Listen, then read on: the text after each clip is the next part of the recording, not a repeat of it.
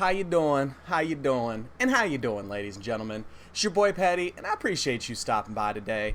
And in today's video, we're going to take a look at the game that we just did a first look video on a couple of days ago, My Hero Academia, The Strongest Hero. Now, there's a lot of really great things to say about this game, and essentially in this video, what we want to try and do is answer the question, is this worth playing? And if so, where's the catch? You know what I mean? Is there a scam in here? Is there something that you need to be careful about and protect yourself from? And that's what we're going to take a look at today. Okay, so first things first, let's answer the question of, is this game worth playing? And I will say 100% with absolute certainty, yes, it is an amazing game. This is a game that really truly is starting to raise the bar for what you can put in a mobile game. Now there's games like Genshin that have already helped start raising that bar. And this is in that same line of this is so much more than we're really used to getting with mobile games. If you're not aware, there's a straight up versus mode where you can go in and fight other people, and this instantly turns into a fighting game. It's pretty hype. There is an amazing amount of content in this game. There's a great amount of solo content, really good story, some really good co-op stuff in here, and then of course the verses. It's great. It has an incredibly high skill ceiling with some of the characters. There is so much game time that you can put into this, and be constantly improving, constantly moving forward. So I would 100% recommend that people check this out. And we've been saying for a very long time that if these mobile game companies want to make a bunch of money, they should make a really good game, and that will make them a bunch of money. I think they're starting to figure that out. We're starting to see games that are real games and not really kind of cash grabs, you know what I mean? But all of that high praise aside, there is some stuff here that I want to make sure we bring to people's attention. So for anyone that's unfamiliar with me, I have a long history on the channel with taking a look at mobile MMOs. Some of them are really great, some of them are very cash grabby and have very little I don't even want to say little gameplay. They're just set up to be autoing, self-pathing.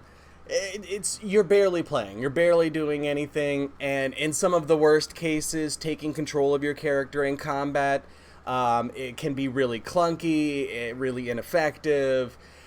There's just a lot to the mobile MMO genre that is very far from where all of us want it to be.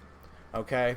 Just all of that aside, alright, there are some things in this that almost make it a mobile MMO, or at least they're taking a lot of the way that mobile MMOs are structured and bringing that into this. And that is where I have some concern, okay?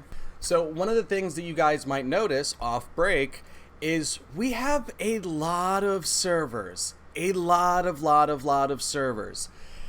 Now this is something very commonly used in mobile MMOs. Is it impossible for them to fit more than a couple of thousand people on a server, so they have to segment everything up so that the hardware runs okay, so that the software doesn't have heart attacks constantly and crash? No. That is not the reason that the community gets segmented up as much as possible. Let's take a look at something real quick. One of the big focuses of mobile MMOs and the fact that they have so many different servers is rankings are very heavily pushed. Now, these things are specific to your server. Whenever you were looking at rankings, for the most part, they're all going to be, you know, who has the most BP power or something like that in these metrics.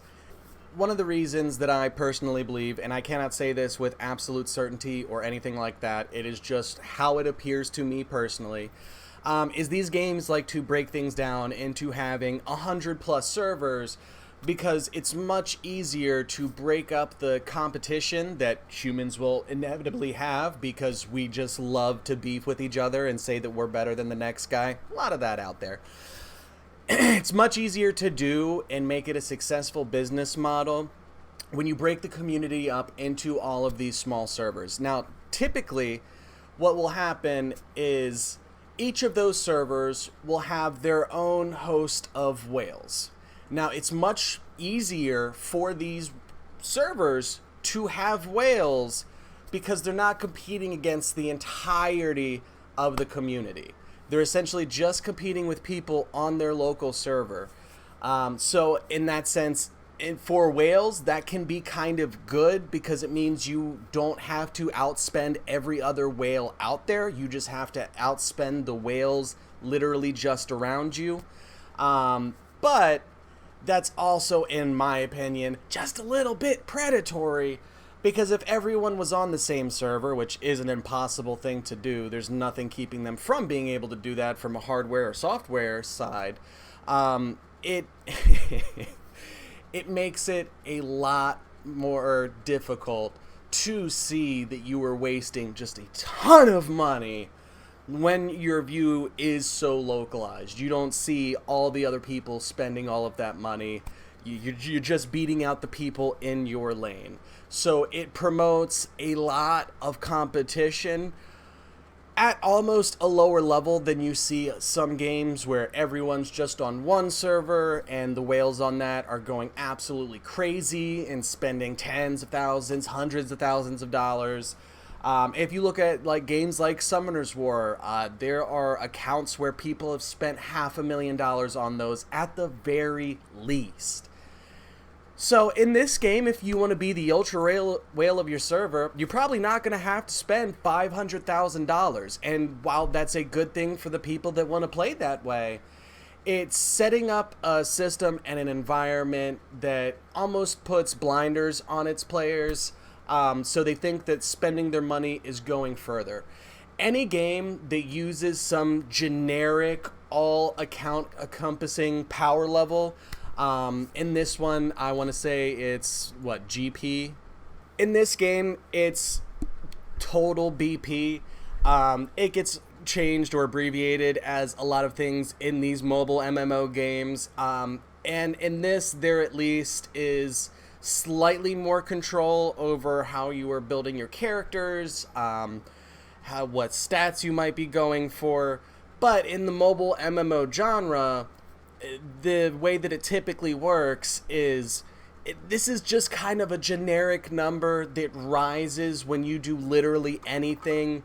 There is no real building out your stats in a specific way. It's just, hey, we're going to give you a number that keeps getting bigger, and we know you like bigger numbers, so keep getting that thing up, champ, and we'll tell you how you're doing versus everybody else. And that is something that I hope to see the genre get away from. I think it makes them a ton of money, so I don't ever see that leaving the mobile MMO genre. But it worries me to see that pulled from the genre and added to games like this, which are absolutely amazing, and there is hundreds of hours of gameplay here.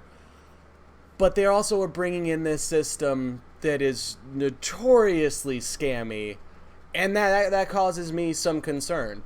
Do I think that you can still play the absolute hell out of this game for free to play? Yes. Yes, and I recommend everybody does that.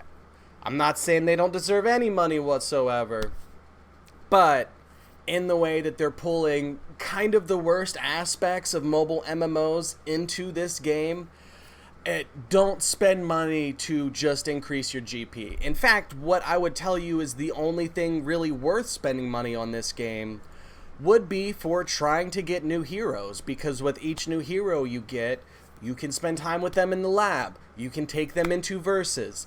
I think heroes are the only thing in this game that are worth investing in.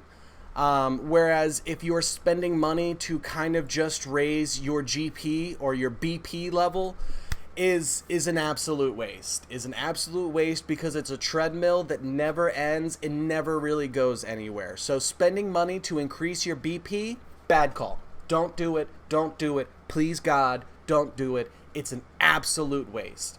Now, spending a little bit of money to get new characters, that's the only defensible thing that I can kind of say with how they're setting this model up. Because new characters will have a significant impact on what you're able to do in the game. And they're just really fun. All of them control very differently, have kind of different kits set up, and there's high skill ceilings to absolutely all of them. So I think that the way that they've done characters is absolutely amazing in this game, and honestly the only thing worth spending money on. Another thing that I kind of just want to touch on and talk a little bit about is the price of things. So if you wanted to say, you know, let's say we wanted to pull for All Might right now, right? Let's see. Okay, so a 10 pull costs 2,500 hero coins. Simple enough. Let's click on this little guy up here and see what we're paying for hero coins. So, right off the bat, something that you should probably notice, that if you spent $25, you would not even have enough for a single 10 pull. In these Gacha-esque games, it is becoming more and more common where spending $30 to $40 is what you have to do to be able to get a single 10 pull. That's a number that's getting higher over the years, and that's a little concerning. So with the price and the fact that it costs a decent little bit of money, like you damn near have to spend $50 to be able to get a 10 pull. That's a lot, bro. It's pretty expensive. I know that I said characters are the only thing worth getting in this game, or worth potentially spending money on, but that's a lot. That's a lot. Now, one of the saving graces here is there are a lot of ways to get the hero coins for free. You will get them when you're doing the versus super co-op battle. Every time you go up in a ranking in this, you'll get some hero coins for that. Now, you don't get coins every time you win a fight and move up a little bit unless you've never been at that position before. So if, like, this just popped up said I went down, you know, 1,000 some ranks, I'm not gonna get anything for going up 1,000 ranks again. I would need to go up above the 1,200 something that I lost and earn a new highest position on the tier for me to get a little bit of hero coins.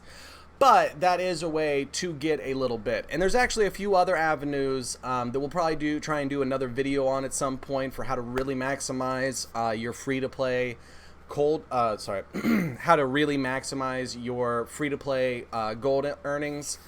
So I highly recommend that you hoard every hero coin that you possibly can and only use them for trying to summon on new heroes. And that's not specifically to say like the special banners, like the All Might one that's going right now.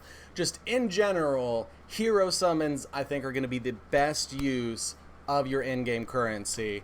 And anything to chase up your BP or GP or whatever they want to call your account points on this is just not worth it in the slightest. So all in all, in closing, I think this is one of the best mobile games that we've seen in the last couple of years, and I highly encourage everybody to check it out and see if it's your cup of tea.